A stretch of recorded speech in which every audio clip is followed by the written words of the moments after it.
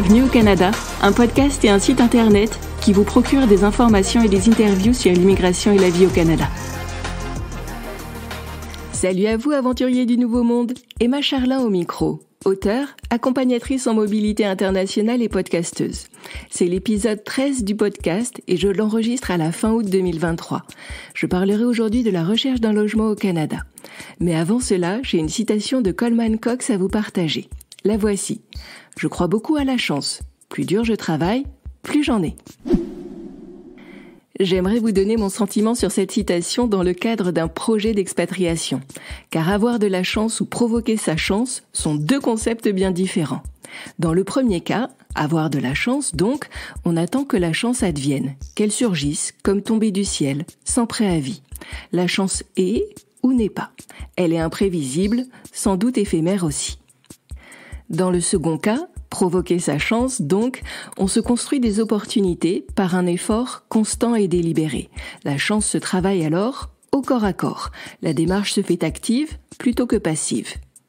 Pour immigrer au Canada, il faut parfois avoir de la chance, notamment quand on aspire à partir en PVT, le fameux programme vacances-travail. C'est un tirage au sort auquel on peut gagner comme ne pas gagner. Pourtant, je dirais que susciter sa chance plutôt que d'attendre sa chance est la véritable clé d'entrée. Car même pour un PVT, il convient de se renseigner et de monter un dossier. Tout n'apparaît pas, comme par magie, sur un plateau d'argent. Et puis, si l'attente d'un PVT se fait trop longue, il est toujours possible d'opter pour un jeune pro, un VIE ou un stage coop. Alors mon conseil, le voici. Créez votre chance. N'attendez pas le prétendu bon moment, une révélation, un alignement des planètes ou que sais-je encore. Agissez avec intention, ici, là et maintenant. Qui sait, cela pourrait peut-être même vous porter chance. Et maintenant, voici un mot de notre sponsor. Eh mais, il n'y en a pas! Ah oui, c'est vrai, c'est moi le sponsor de l'émission pour l'instant. L'épisode de ce jour est sponsorisé par mon livre « Un départ en fanfare et une arrivée agitée ». Ce livre évoque les doutes et faux pas qui ne manquent pas lorsqu'on plie bagage pour le Canada. Organiser son départ, conduire, se loger et apprivoiser les systèmes bancaires et de santé, voilà autant de sujets abordés dans les histoires de ce recueil. En plus d'une mise en situation bienvenue, chaque anecdote est ponctuée d'informations et suggestions. Vous pouvez acheter ce livre sur vos plateformes de vente habituelles. Vous pouvez même demander à votre bibliothèque canadienne de l'acquérir puis de le mettre en ligne sur les plateformes Overdrive et Bibliotheca. Venons-en à présent à l'épisode du jour. Je vais vous parler aujourd'hui de la recherche d'un logement au Canada. Je n'évoquerai pas la recherche d'un logement temporaire, à savoir les auberges de jeunesse, chambres d'hôtel, habitat chez un particulier ou dans une chambre à l'université. Je vais plutôt vous parler de la recherche d'un logement pérenne. Pourquoi ? Car autant il est facile de trouver un logement temporaire au Canada, autant il est difficile de trouver un logement de longue durée. L'hébergement est une préoccupation majeure pour bien des immigrants. Et cela se comprend. Dans bien des villes canadiennes, les taux d'occupation du parc immobilier sont si élevés et les taux de renouvellement si faibles que dénicher un logement devient presque une mission impossible. Heureusement, avec les bons réflexes, il est possible de trouver chaussure à son pied. En tout premier lieu, il s'agirait de vous poser et de clarifier vos intentions. Que souhaitez-vous faire lors de votre arrivée en terre canadienne ? Acheter ou louer votre bien immobilier ? La question se pose et la réponse n'est pas évidente. Un achat est une solution judicieuse à plus d'un titre. Notamment, cela vous permet de choisir un bien dans un bassin plus important et souvent plus qualitatif que celui des biens locatifs.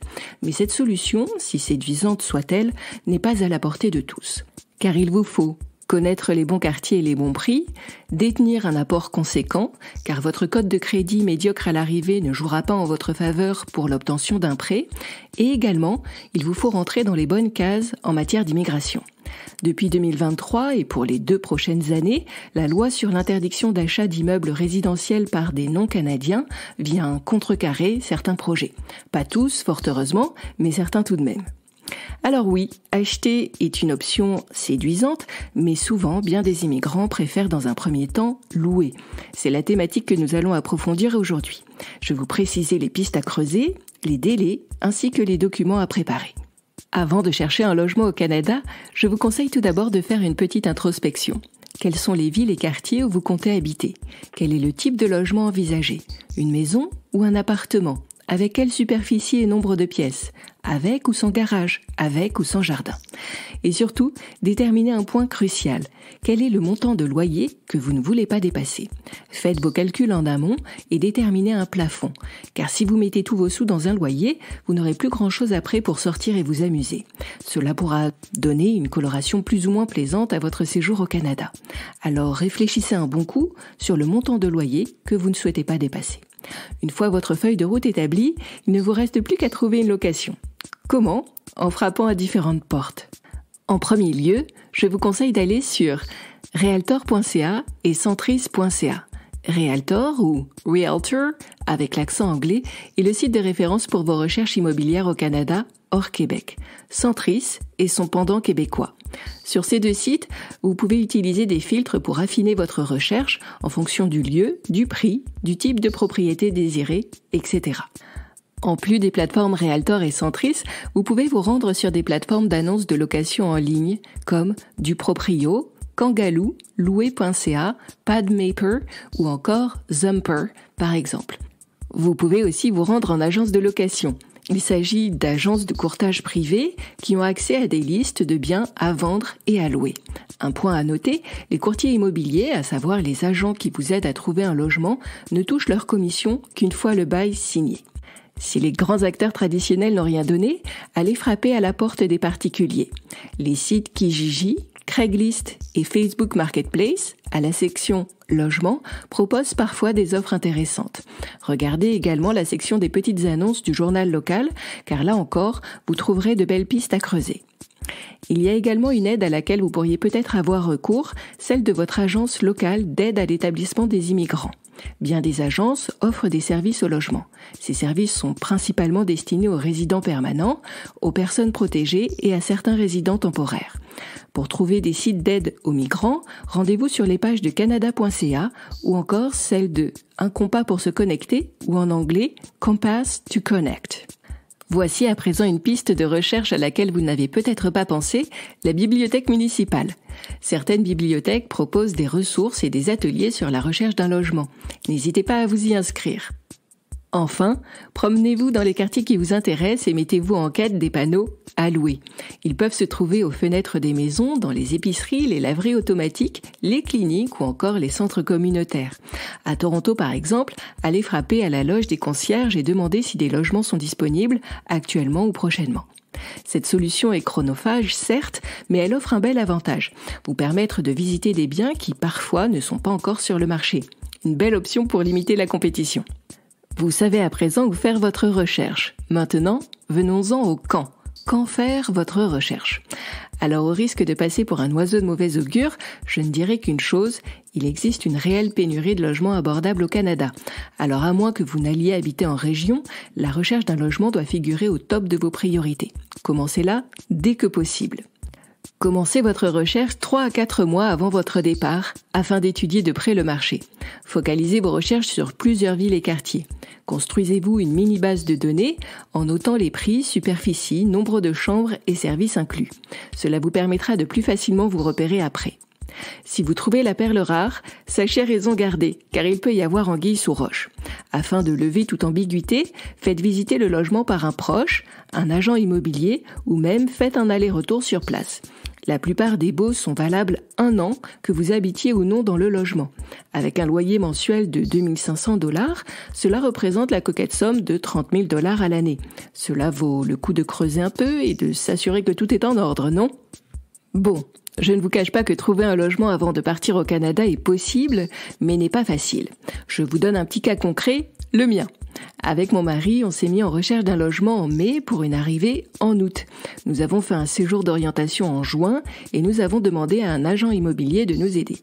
Pendant notre semaine d'orientation, nous avons visité quelques logements, mais sans succès. Cela nous a tout de même permis d'affiner nos critères de choix et c'était toujours cela de gagner.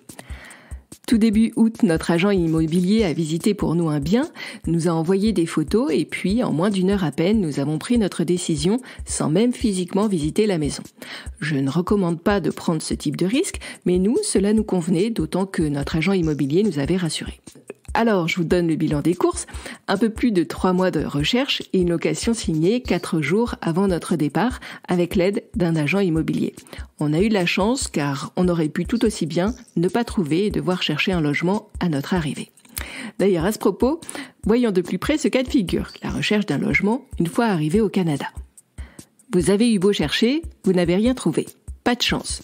Alors, logez chez des amis les premiers temps de votre arrivée ou louez un bien immobilier pour de la courte durée, en Airbnb, hôtel ou auberge de jeunesse par exemple. Puis à peine installé, attaquez-vous à un problème de taille, la recherche d'un logement pérenne. Parcourez les villes et quartiers initialement envisagés afin de confirmer que vous souhaitez ou non y habiter. Éventuellement, élargissez votre cercle de recherche et visitez de nouvelles villes ou quartiers. Afin d'obtenir de l'aide, prenez un agent immobilier et laissez-vous guider. Par contre, soyez réactif et à la moindre opportunité, foncez. Je voudrais maintenant faire 2 apartés. Le premier est que malheureusement, il est plus difficile de louer un logement quand on possède des animaux de compagnie. C'est un fait, avec un chien, un chat ou même un lapin nain, vous ne mettez pas toutes les chances de votre côté. Il est possible de trouver, assurément, mais cela ne joue pas en votre faveur. Certains propriétaires bailleurs sont compréhensifs, alors que d'autres, pas du tout. Second aparté, au Québec, le marché locatif obéit à un calendrier particulier. La plupart des baux commencent au 1er juillet. Si vous souhaitez mettre toutes les chances de votre côté, prévoyez donc une arrivée à la fin de l'hiver ou au début du printemps. Lorsque la grande course au logement débutera, vous serez déjà sur place et fin prêt. Maintenant, venons aux documents qu'il est bon d'avoir sous le coude pour la location d'un bien immobilier. La plupart des loueurs de biens immobiliers apprécient qu'on leur donne une kyrielle d'informations personnelles, des informations que les nouveaux arrivants ont parfois du mal à réunir ou ne souhaitent pas donner.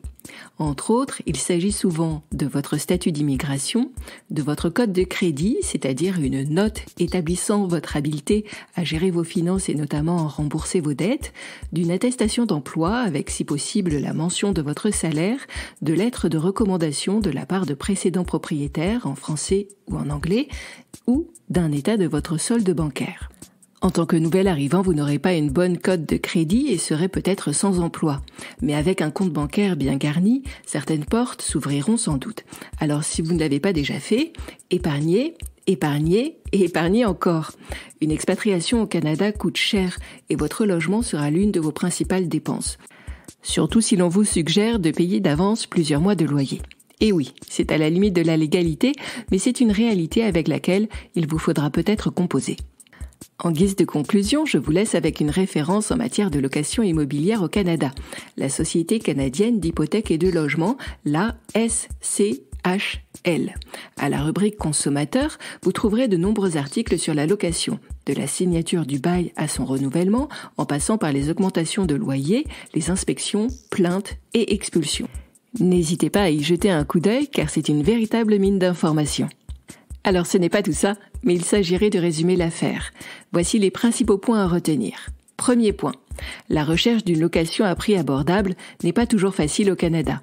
Alors prenez-y vous à l'avance. Ciblez plusieurs villes et quartiers, un type de bien immobilier et surtout le loyer que vous ne souhaitez pas dépasser. Puis mettez-vous rapidement en quête de la perle rare. Second point, multipliez les recherches en vous rendant à la fois sur des sites institutionnels comme Realtor, Centris, des agences immobilières, des centres d'aide aux migrants, etc. et sur des sites de particuliers comme Kijiji, Marketplace, des annonces dans le journal, dans la rue ou autres. Faites-vous également aider en utilisant les services d'un agent immobilier. Troisième point, mettez de l'argent de côté afin de financer vos dépenses à l'arrivée. Votre loyer, souvent d'ailleurs plusieurs mois de loyer, mais aussi vos premières factures et de quoi acheter du mobilier.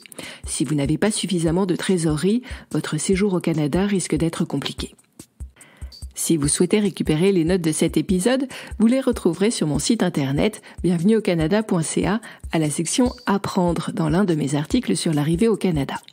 Et sinon, comme toujours, les informations que j'ai présentées dans ce podcast pourraient ne plus être valables au moment où vous les écouterez.